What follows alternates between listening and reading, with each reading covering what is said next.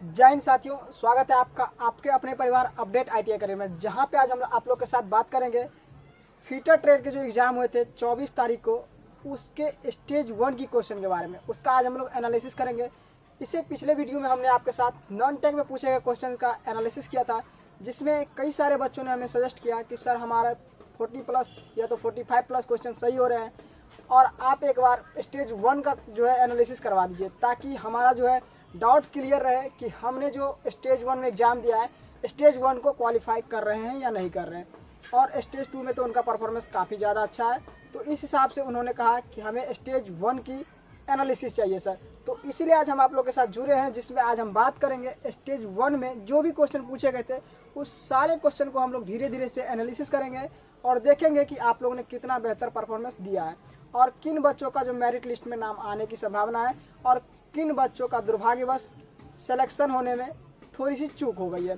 तो प्यारे साथियों, आपको पता है कि हम लोग रेगुलर की तरह जब भी क्लास में आते हैं तो सारे क्वेश्चन लेकर आते हैं और सारे क्वेश्चन को बारी बारी से डिस्कशन करते हैं। जो भी क्वेश्चन होता है, कुछ क्वेश्चन ऐसे भी होते हैं जिसका आंसर हम नहीं बता पाते तो आप लोग से पूछते हैं। तो इन सारी बातों को देखते हुए आज हम लोग फिर से उसी चीज़ को दोहराएंगे और स्टेज 1 में पूछे गए सवाल को देखेंगे।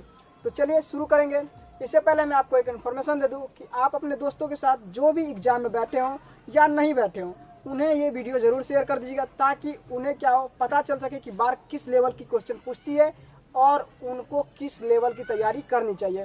क्योंकि बहुत सारे बच्चे हैं जो एग्जाम में बैठे थे तो उनको एनालिसिस अपने क्वेश्चन का हो जाएगा, और जो नहीं बैठे थे उनको आइडिया हो जाएगा कि टेक्निकल में हमें क्या पढ़ना चाहिए, कहाँ से क्वेश्चन बनते हैं। तो ये सब सारी जानकारी उन्हें मिल सकती है। तो अपने दोस्तों में शेयर कर दीजिएगा, और जो बच्चे नए होंगे वो चैनल को सब्सक्राइब करके हमारे साथ आगे क्लास देखेंगे, ताकि उन्हें पता चल सके कि कौन सा क्वेश्चन उन्होंने सही बनाया। तो चलिए सीधे शुरू करेंगे अपने बोर्ड पे और देखेंगे पहला क्वेश्चन क्या पूछा गया था BARC की तरफ से। Okay, let's start. तो साथियों, हम आ चुके हैं अपने बोर्ड पर, और बोर्ड पर आप देख रहे हैं पहला क्वेश्चन जो कि हम आपके साथ डिस्कशन करने वाले फीटर ट्रेड का स्टेज 1 में जो क्लास हुई थी। इससे पिछले क्लास में हमने आपको जो पिछला वीडियो प्रोवाइड किया था उसमें स्टेज 2 में जो क्वेश्चन पूछे गए थे 50 के 50 क्वेश्चन के बारे में आपके साथ डिस्कशन करी थी। ठीक है, फीटर ट्रेड बहुत ही बड़ी ट्रेड होती है, हमने आपको पीछे भी बताया था, और इनका जो कट ऑफ होता है वो काफ़ी हाई जाता है। इसीलिए आज हम आप लोग के लिए नॉन टेक में जो क्वेश्चन पूछे गए थे उसका सारा क्वेश्चन लेकर आए हैं, ताकि आप अपना एनालिसिस कर सके और आपको पता चल सके कि आपने कितना बेहतर तरीके से अपना एग्ज़ाम दिया है। ठीक है, और आपकी मेरिट क्या बनने वाली है। तो चलिए शुरू करेंगे आज के क्लास और देखेंगे सबसे पहला क्वेश्चन क्या पूछा गया था बार्क की तरफ से फीटर के नॉन टेक में। तो पहला क्वेश्चन पूछा गया था, लिथियम हाल ही में किस राज्य में सर्वाधिक पाया गया है। तो किस राज्य में पाया गया ये, तो इसका सही आंसर था जम्मू एंड कश्मीर। कहाँ? जम्मू एंड कश्मीर में लिथियम जो है एक जगह पे भरपूर मात्रा में देखने को मिला है, पाया गया है, इसकी खोज हुई है। ठीक है, इसके बाद अगला क्वेश्चन पूछा गया था, नेक्स्ट क्वेश्चन, भारत में सशस्त्र बलों का सेनापति कौन होता है। मतलब कि सशस्त्र बल जो होता है उसका मुख्य न्यायाधीश मतलब सेनापति कौन होता है, तो वो होते हैं हमारे देश के राष्ट्रपति, जो कि अभी द्रौपदी मुर्मू जी हैं। तो राष्ट्रपति जो होते हैं भारत के सशस्त्र बलों के सेनापति होते हैं। इसका नेक्स्ट क्वेश्चन पूछा गया था, अगला question, cos 1 degree into cos 2 degree, इस प्रकार से आपको सीरीज दिए गए थे, और एक समय था जहाँ पे cos 179 डिग्री दिए गए थे, और इसका सही आंसर जो होना था वो होना था 0 डिग्री। ठीक है, हमने कई सारे बच्चों से बात करी, उसमें पता चला कि कई सारे बच्चों ने इसका आंसर 1 करके आया है।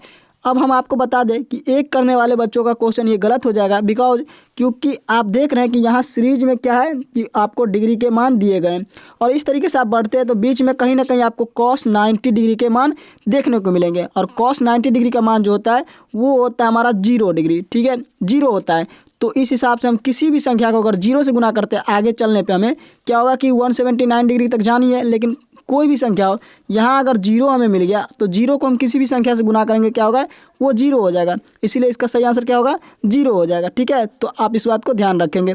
अगला क्वेश्चन पूछा गया था, परजीवी के भोजन की प्रक्रिया को क्या कहा जाता है। ठीक है, तो इसे कहा जाता है हिट्रोटॉपिक। ठीक है, हिट्रोटॉपिक कहा जाता है, जो कि परजीवी में भोजन की प्रक्रिया कहलाती है। इसका नेक्स्ट क्वेश्चन पूछा गया था, अगला क्वेश्चन जो है हमारे पास, इसमें से किसका ग्राफ नहीं बनाया जाता है। तो ऑप्शन दिए गए थे माध्य, माध्यिका, बहुलक, और इनमें से कोई नहीं। तो उसका सही आंसर जो हो जाएगा वो हो जाएगा माध्य, जिसका क्या होता है कि ग्राफ बनाना मुश्किल है, ग्राफ बनाना पॉसिबल नहीं है। ठीक है, इसके बाद आगे देखेंगे अगला क्वेश्चन क्या पूछा गया था, तो नंबर 6 में पूछा गया था, मतलब कि अगला क्वेश्चन, एक विद्युत हीटर में फ्यूज तार बार बार जल जाता है, तो इसे बचाने के लिए हमें क्या करना चाहिए। तो ये पूछा गया कि बचाने के लिए क्या करना चाहिए। तो सबसे पहले आपको बता दें कि इसके बहुत सारे उपाय हो सकते हैं। अब ऑप्शन में क्या क्या दिए गए थे ये मुझे नहीं पता, जो बच्चों ने बताया उस हिसाब से मैं बता दूं कि एक विद्युत हीटर के फ्यूज तार को बार बार जलने से बचाने के लिए आपको या तो उसके वोल्टेज को कंट्रोल करना चाहिए, क्योंकि हो सकता है कि वोल्टेज ज़्यादा होगी जिसकी वजह से फ्यूज तार गल जाती होगी, या तो हो सकता है कि बिजली की करंट जो होगी उसमें उतार चढ़ाव हो रही होगी, कभी तेज़ होती होगी कभी कम हो जाती होगी, इसकी वजह से भी फ्यूज तार खराब हो सकता है। उसके बाद ओवरलोड की वजह से भी खराब हो सकता है।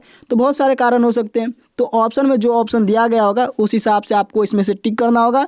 तो इसका आंसर हम नहीं बता पाएंगे, लेकिन इसके बहुत सारे कारण हमने आपको बता दिए कि किस कारण से विद्युत हीटर का फ्यूज तार जो होता है बार बार जल जाता है। ओके, अब इसमें से जो भी ऑप्शन मिलेगा वो आप सही किए होंगे। अगर आपने बनाया होगा तो आप हमें कमेंट बॉक्स में भी इसका आंसर ज़रूर बताएंगे। ठीक है, अगले क्वेश्चन को देख लेते हैं।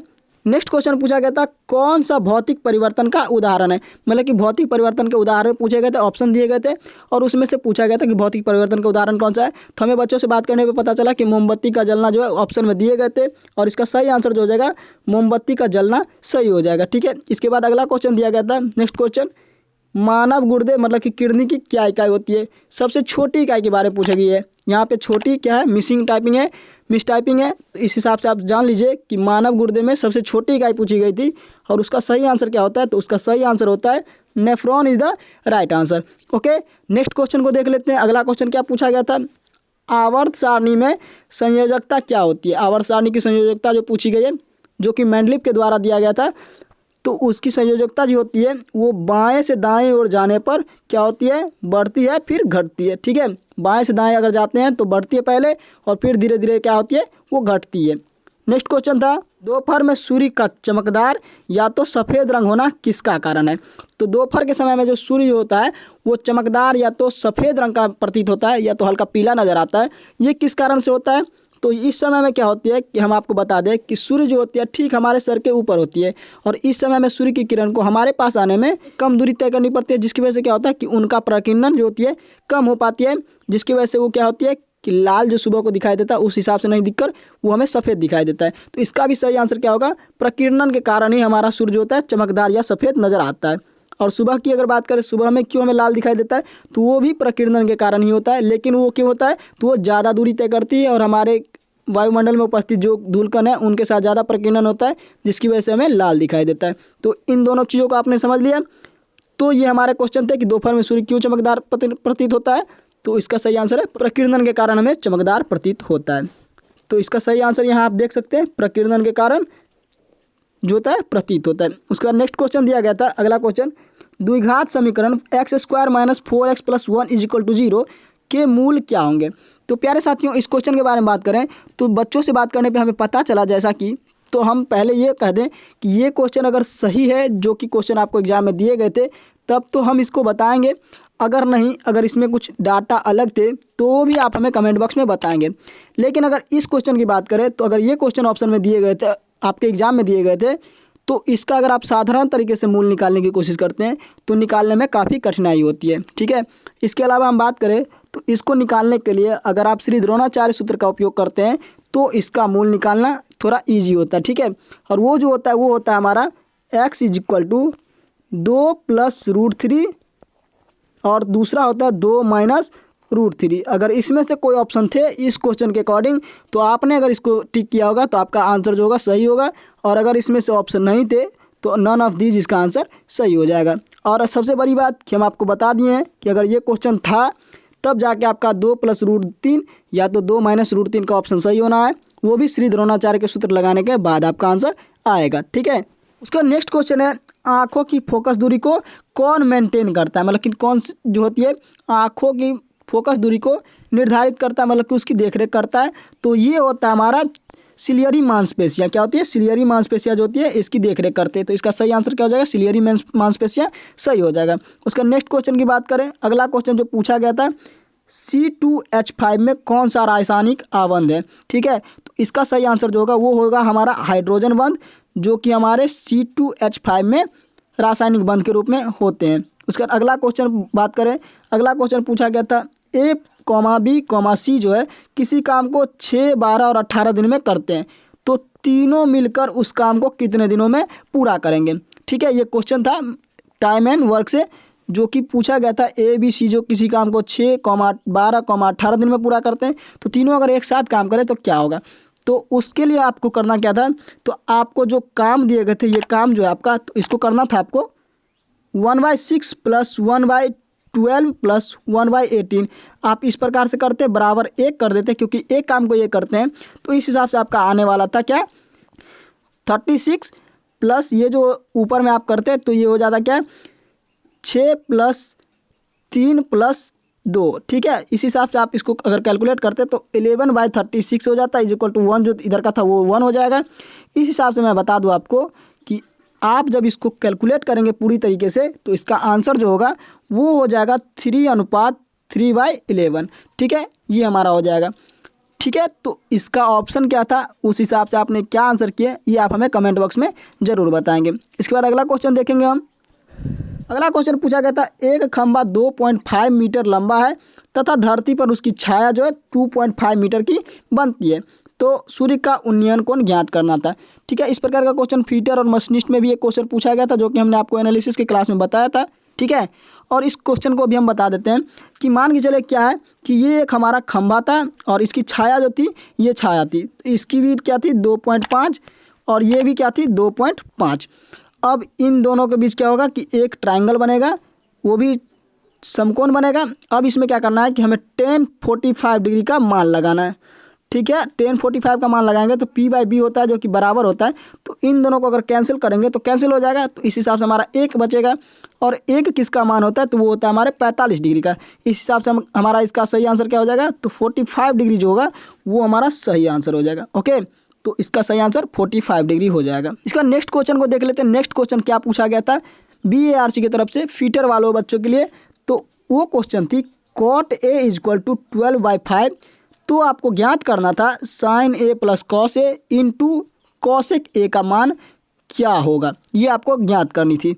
तो इसके लिए हम बता दें आपको, इसको थोड़ा लेंदी सवाल हो गया ये, तो इसको बताने के लिए बोर्ड पे जगह कम हो जाएंगे, लेकिन हम आपको बता दें कि cot A का सबसे पहले फार्मूला लगाना है। cot A का जो फार्मूला होता है वो होता है क्या B/P बराबर हम क्या करेंगे 12/5 करेंगे। इस हिसाब से हमें B पता चल गया, B 12 हो जाएगा और P क्या हो जाएगा 5 हो जाएगा। इस हिसाब से हम H को निकाल सकते हैं। हाइपोटेनस निकालना आसान हो जाएगा क्योंकि ये त्रिकोणमिति का सवाल है।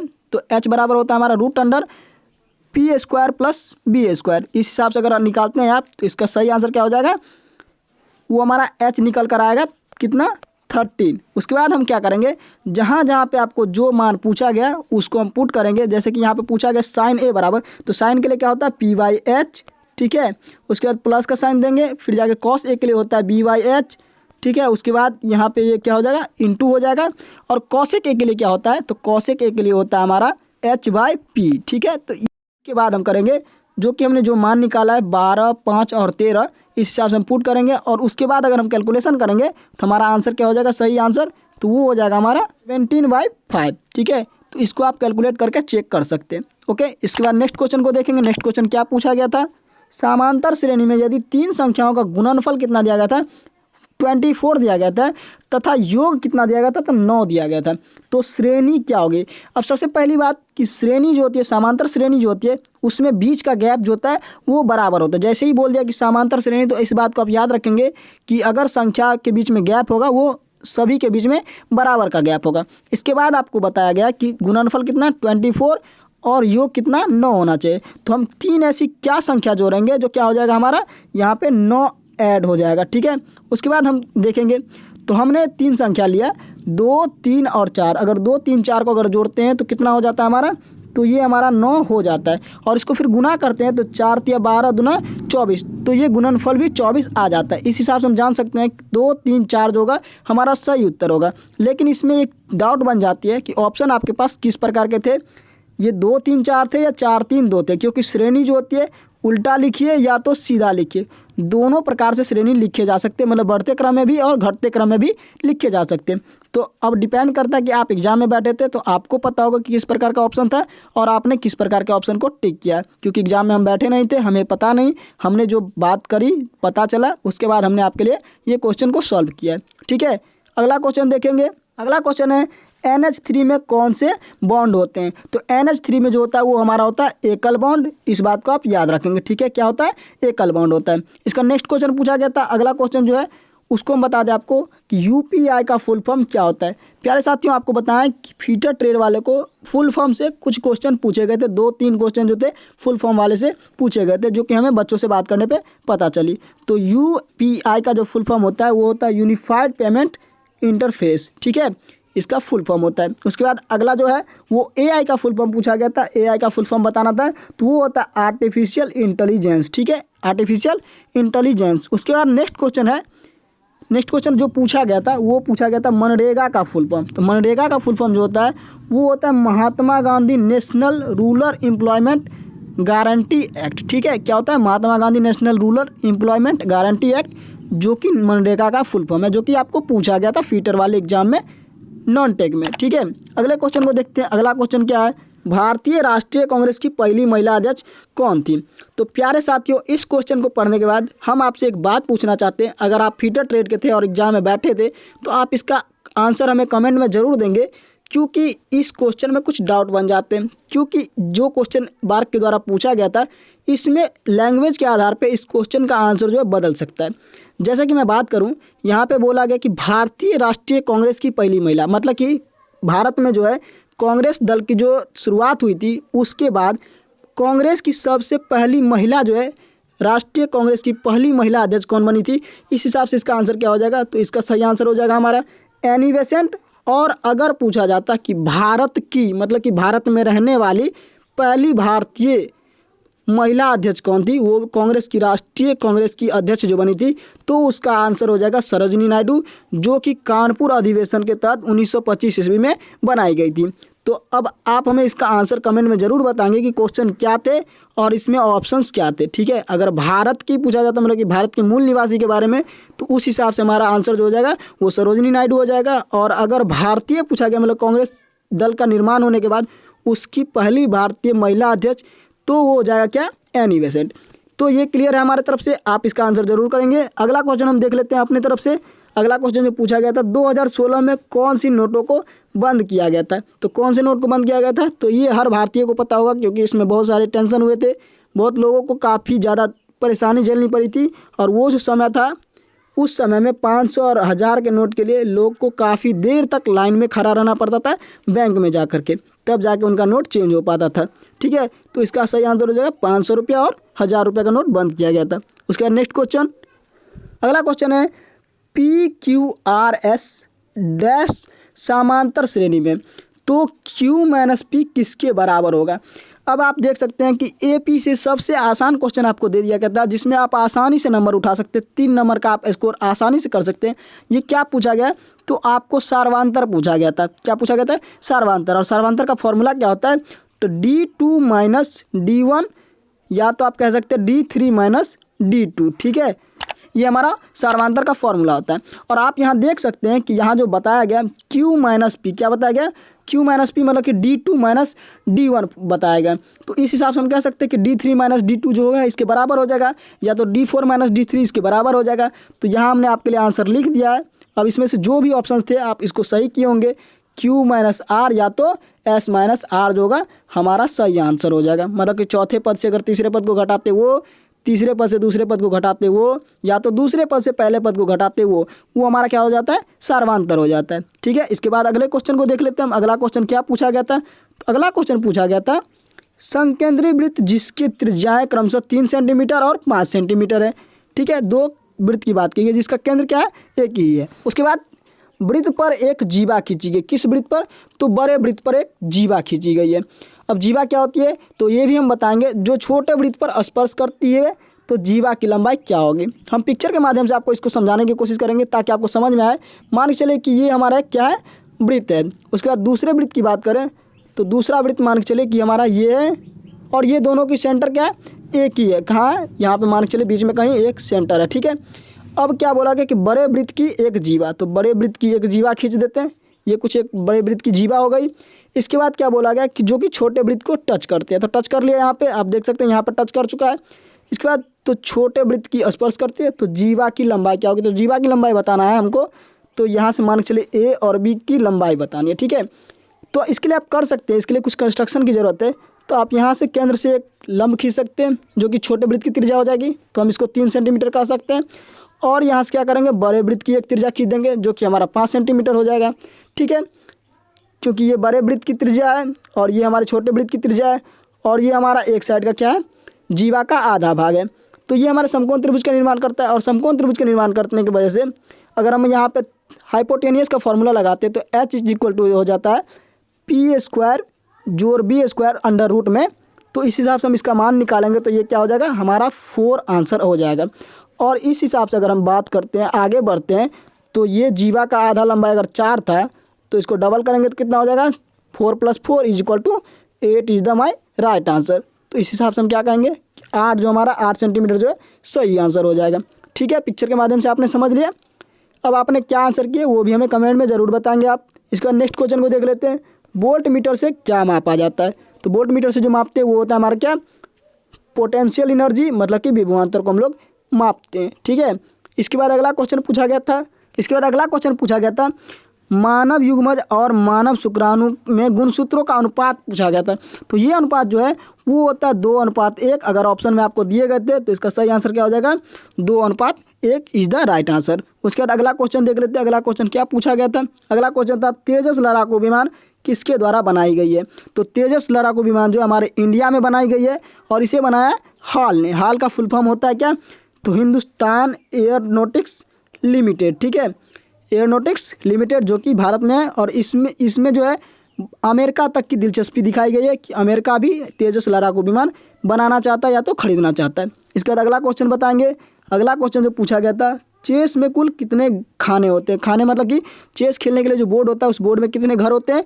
तो वो होता है हमारा 64 इज द राइट आंसर, ठीक। अगला क्वेश्चन है इलेक्ट्रिकल व्हीकल मैन्युफैक्चरिंग कंपनी निम्न में से कौन है? तो ऑप्शन क्या थे हमें सही से जानकारी नहीं थी, जबकि कई बच्चों से बात करने पे हमें पता चला कि उसका ऑप्शन जो था टेस्ला, मारुति, हीरो, इनमें से कोई नहीं। तो इस क्वेश्चन के बारे में हम आपको सही से जानकारी नहीं दे पाएंगे, क्योंकि टेस्ला जो विदेशी कंपनी है और इसमें क्या भारत के बारे में पूछा गया था, या तो विदेशी कंपनियों के बारे में पूछा गया था, या तो पहले इलेक्ट्रिकल व्हीकल बनाने वाले कंपनी के बारे में पूछा गया था। तो इसमें हम कन्फ्यूजन में हैं, जिसकी वजह से आपको इसका आंसर नहीं बता पाएंगे। अगर आपको इसका सही क्वेश्चन पता है तो आप हमें कमेंट करेंगे, हम वहाँ पे आपको आंसर देने की कोशिश करेंगे। तो चलिए अगले क्वेश्चन की तरफ बढ़ते हैं। अगला क्वेश्चन क्या पूछा गया था? तो अगला क्वेश्चन पूछा गया था संचयी बारंबारता को किसके द्वारा प्रदर्शित नहीं कर सकते? तो ये भी हम सही से नहीं बता पाएंगे, तो इसको क्रॉस कर देते हैं। अगर किसी बच्चों को अगर पता है तो मेरी जानकारी के लिए वो हमें कमेंट बॉक्स में ज़रूर बता दें, हम उन्हें थैंक यू ज़रूर बोलेंगे। क्योंकि जिस चीज़ की जानकारी आपको ना हो तो आप अपने से किसी भी व्यक्ति से जानने की उसे कोशिश करें, ठीक है। तो हमें बताने की कृपा करेंगे, हमें बताने की कोशिश करेंगे जिन बच्चों को भी पता हो। उसके बाद अगला क्वेश्चन देखेंगे, कठोर जल में कौन सा लवण होता है? तो कठोर जल में लवण की बात पूछी गई है, तो वो जो होता है हमारा कैल्शियम और मैग्नीशियम होता है। लेकिन इसके 2 फॉर्म होते हैं, एक होता है कार्बोनेट और एक होता है बाइकार्बोनेट। अगर अस्थायी रूप से होगा तो वो हो जाएगा बाइकार्बोनेट, कैल्शियम का बाइकार्बोनेट और मैग्नीशियम का बाइकार्बोनेट। अगर अस्थायी रूप से होगा तो वो हो जाएगा कैल्शियम कार्बोनेट और मैग्नीशियम कार्बोनेट। ये आप याद रखेंगे। इसके बाद अगला क्वेश्चन देख लेते हैं। अगला क्वेश्चन क्या पूछा गया था? तो अगला क्वेश्चन पूछा गया था 2,3 तथा 3,4 एक्स अक्ष पर दूसरे से समदूरस्थ हैं। क्या एक दूसरे से समदूरस्थ हैं? तो बिंदु क्या होंगे? इस क्वेश्चन में मुझे कुछ लगता है कि डाटा मिसिंग है, जिसकी वजह से हम इसका आंसर नहीं बता पाएंगे। क्योंकि आपको ये क्वेश्चन इस तरीके से पूछा जा सकता था कि बिंदु 2,3 तथा 3,4 जो है एक्स अक्ष पे किसी अन्य बिंदु से समदूरस्थ हैं, तब जाके इसका आंसर बताना हमारे लिए आसान होता है। लेकिन इस क्वेश्चन में कुछ डाटा मिसिंग होने की वजह से, कुछ बातें मिसिंग होने की वजह से हम इसका आंसर आपको नहीं बता पाएंगे। अगर आप इस क्वेश्चन को जानते हैं, इस क्वेश्चन को आप याद रखे हैं, तो आप हमें कमेंट बॉक्स में बताएं। हम आपको इसका आंसर टेलीग्राम या तो आपको अन्य सोशल साइट जहाँ पे आप हमसे जुड़े हुए हैं वहाँ पे देने की कोशिश करेंगे, ठीक है। उसके बाद अगला क्वेश्चन देख लेते हैं। अगला क्वेश्चन क्या पूछा गया था? तो अगला क्वेश्चन पूछा गया था हमसे, यदि किसी गोले से बेलन बनाया जाता है तो उसका आयतन में क्या बदलाव होगा? तो आयतन में कोई भी बदलाव नहीं होगा, तो इसका सही आंसर क्या हो जाएगा? अपरिवर्तित रहेगा। उसके बाद अगला क्वेश्चन देख लेते हैं। अगला क्वेश्चन क्या है? a,a+3, a+6, a+9। इस तरह से क्या था कि आपको जो है एक सीरीज दी गई थी। आप देख सकते हैं कि यहाँ पे आपको एक सीरीज दिखाई गई है। इस सीरीज में क्या बोला गया था? तो सीरीज में बोला गया था कि इसका माध्य कितना है? तो माध्य है 10। तो a का मान आपसे पूछा गया था। क्या किया गया था? ए का मान आपसे पूछा गया था। अब इसको कैसे कैलकुलेट करेंगे तो हम आपको बता दें कि माध्य का फॉर्मूला जो होता है वो होता है आंकड़ों का योग बट्टा आंकड़ों की संख्या। जबकि आप इसको देख रहे हैं कि ये अर्थमेटिक प्रोग्रेशन मतलब कि AP से क्वेश्चन लिया गया था और माध्य को कैलकुलेट करना था। तो उसके बाद हम देखेंगे तो इसमें क्या है, तो आंकड़ों की योग बट्टा आंकड़ों की संख्या। तो आंकड़ा इसमें कितना है तो आप देख सकते हैं यहाँ पे 5 संख्याएँ दी गई है और 5 संख्याओं को अगर हम काउंट करते हैं तो क्या होता है a + 3 + a + 6 + a + 9 इस हिसाब से चलते चले जाते हैं a + 12 तक। और अगर हम सारे को जोड़ते हैं = 10 हो जाएगा। तो उसके बाद अगर हम काउंट करते हैं तो कितना होगा हमारा, तो ये हमारा हो जाएगा 5a + 30 = 10 और ये आंकड़ों का जो संख्या था वो कितना है 5 है। तो इस हिसाब से हम क्रॉस मल्टीप्लिकेशन करेंगे तो 5a + 30 = 50 हो जाना चाहिए और 5a बराबर क्या हो जाएगा तो 50 - 30 हो जाएगा। तो इस हिसाब से ये हमारा 20 हो जाएगा। अब हम क्या करेंगे, आगे जब बढ़ेंगे तो आगे बढ़ने पे क्या हो रहा है, तो 5a बराबर हमारा क्या था 20 हो गया था, तो a बराबर 20/5 हो जाएगा। काटेंगे तो इसका सही आंसर क्या हो जाएगा 4 हो जाएगा। तो a का मान कितना होगा, तो a का सही मान जो हो जाएगा वो हो जाएगा हमारा 4 इज़ द राइट आंसर। ठीक है, हमने आपको इसको कैलकुलेट करके भी दिखा दिया, आप खुद से भी कैलकुलेट कर सकते हैं। इसके बाद अगले क्वेश्चन को देख लेते हैं। नेक्स्ट क्वेश्चन था 2 पासों को एक साथ फेंकने पर दोनों के योग की बात की गई है, 3 आने की प्रायिकता क्या हो सकती है। तो हम आपको बता दें कि अगर 2 पासों को एक साथ फेंकते हैं तो उसका कुल संभव परिणाम जो होता है वो होता है 36। क्या होता है, वो होता है 36। अब इसके बाद हम अगर 2 पासों को साथ में फेंक रहे हैं तो हो सकता है क्या कि एक बार एक पासे में 1 आ जाए और ये दूसरे में 2 आ जाए, तो इसको जोड़ेंगे तो 3 आ जाएगा। और एक घटना ये भी हो सकती है कि इसमें 2 आ जाए या तो इसमें 1 आ जाए, तो ये दोनों तरीके से क्या होगा 3 आ सकती है। इसके अलावा तो कोई ऑप्शन नहीं है। इस हिसाब से ये 2 ही कंडीशन है, तो इस हिसाब से हमारा 2 ही होगा जो संभव परिणाम है जो आ सकते हैं। इसके बाद हम बताते हैं आपको प्रायिकता का जो फॉर्मूला होता है वो क्या होता है, आने की प्रायिकता बट्टा कुल संभव परिणाम। तो आने की प्रायिकता कितनी थी, तो वो थी 2 बटे कितना 36। काटेंगे तो ये क्या हो जाएगा 1/18 हो जाएगा, जो कि हमारा राइट आंसर था। तो इस हिसाब से हमारा सही आंसर क्या हो जाएगा 1/18 हो जाएगा। यहाँ पे मिसप्रिंट है, आप यहाँ पे 1/18 समझेंगे। ठीक है, ये हमारी तरफ से कुछ गलतियाँ हैं तो आप इसको नज़रअंदाज कर देंगे, क्योंकि ह्यूमन एरर, इंसान का गलती करना जो है स्वभाव होता है। और इंसान जो उस गलती को सुधार करने की कोशिश करे या तो सामने वाला उस गलती को माफ़ कर दे तो उनसे बड़ा कोई नहीं होता है। ठीक है, इस बात के साथ हम आगे बढ़ेंगे। आगे क्या क्वेश्चन पूछे गए थे, तो अगला क्वेश्चन पूछा गया था A, B, C, D जो है परमाणु क्रमांक क्रमशः 9, 11, 13, 17 और 21 है। तो कौन से 2 ऐसे हैं जिनका समूह 1 होगा। तो इसमें 5 जो है आपको तत्व दिए गए हैं और उनके परमाणु क्रमांक भी दिए गए। और परमाणु क्रमांक के बारे में पूछा गया कि किन 2 परमाणु का समूह जो है 1 है। तो हम आपको बता दें इसका सही उत्तर 9 जो होता है वो होता है हमारा क्या फ्लोरीन, और 17 जो होता है वो होता है हमारा क्लोरीन। और फ्लोरीन और क्लोरीन जो होता है वो एक ही समूह के होते हैं। इस हिसाब से हमारा सही आंसर क्या हो जाएगा, तो 9 और 17 सही आंसर हो जाएगा। ठीक है, तो इस बात को आप ध्यान रखेंगे। इसके बाद अगला क्वेश्चन पूछा गया था जब स्टोमेटा पर जल गिरता है तो क्या होता है। तो स्टोमेटा के बारे में बता दें, स्टोमेटा जो होता है वो होता है पौधों में जो पत्तियां होती हैं उनके बीच में जो छोटे छोटे छिद्र होते हैं, जिसके द्वारा क्या करते हैं पौधे सांस लेते हैं, ऑक्सीजन छोड़ते हैं और कार्बन डाइऑक्साइड लेते हैं। तो वो छिद्र को क्या बोला जाता है, स्टोमेटा बोला जाता है। और उस पर पानी गिरने से क्या होता है, तो इसके बारे में एग्जैक्ट जानकारी मेरे पास नहीं है। अगर किन्हीं साइंस वाले बच्चे के पास हो तो आप हमें बताने की कोशिश करेंगे। इसके बाद नेक्स्ट क्वेश्चन की बात करें तो नेक्स्ट क्वेश्चन जो है आज के क्लास का नहीं है, आज के वीडियो का नहीं है। ये क्वेश्चन हम आप लोगों के साथ शेयर कर रहे हैं, इसमें आप हमें क्षमा करेंगे, माफ़ करेंगे, क्योंकि हमने आपके साथ कुछ गलतियाँ की है। क्योंकि इससे पिछले क्लास में जब हमने फीटर का टेक्निकल का क्वेश्चन डिस्कशन कर रहा था, एनालिसिस कर रहे थे, उस समय हमसे एक मिस्टेक हुई थी। जो में हमने क्या किया था कि एक आपको पिक्चर दिया था और पिक्चर में क्या किया था, तो ये जो हमारा पिक्चर था, इस पिक्चर के बारे में आपसे क्वेश्चन पूछा गया था कि ये कौन सा नट है। ठीक है, और हमने इसका आंसर हेक्सागोनल नट बता दिया था, जो कि सही आंसर नहीं है। ठीक है, और आप कई सारे बच्चों ने हमें इस बात के लिए कमेंट भी करा, तो उनसे सॉरी, क्योंकि हमने गलत इन्फॉर्मेशन शेयर करी। तो इसका सही आंसर जो होना था वो होना था गर्व स्क्रू। ठीक है, क्योंकि ये जो स्क्रू है, इस स्क्रू के बारे में बात करें तो ये स्क्रू जो है इस शाफ्ट के अंदर जाके क्या होता है, पूरा बैठ जाता है, मतलब कि गर्भ के अंदर समा जाता है, इसलिए इसे गर्भ स्क्रू बोला जाता है। हमने हेक्सागोनल बताया था जो कि गलत था, इसके लिए सॉरी। आप लोग इसको उतना लाइकली नहीं लेंगे, इसे नज़रअंदाज कर देंगे, ह्यूमन एरर। ओके, इसके बाद हम बात करें तो ये थे हमारे आज के क्वेश्चंस जो कि स्टेज 1 में पूछे गए थे फीटर वाले बच्चों को।